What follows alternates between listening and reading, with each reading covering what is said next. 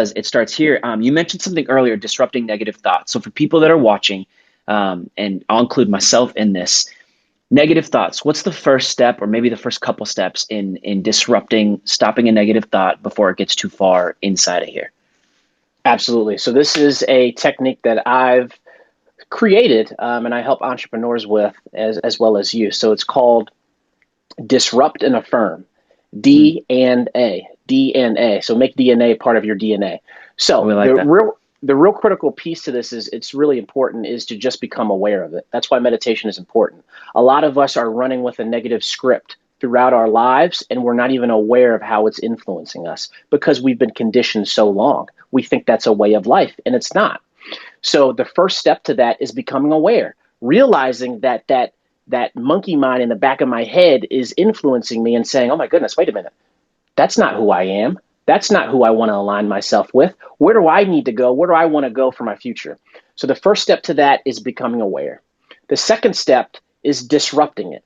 So in this book called The Adversity Quotient, he discusses how it's important to like say things really loud or have a rubber band to snap yourself back into place because your subconscious mind picks up off that information and you're beginning to learn and integrate something into who you're becoming.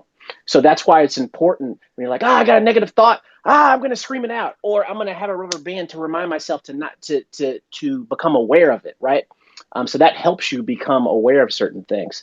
And then last but not least, number three is to affirm yourself. Affirmations. I'm amazing. I'm powerful. Where do I want to go? A lot of people think affirmations is this, they don't really work. No. Affirmations are literally what you're saying to yourself every single day. If our Mm. thoughts influence our reality, guess what? We need to become aware of those thoughts so our thoughts are in alignment to our desires. So you're saying affirmations every single day.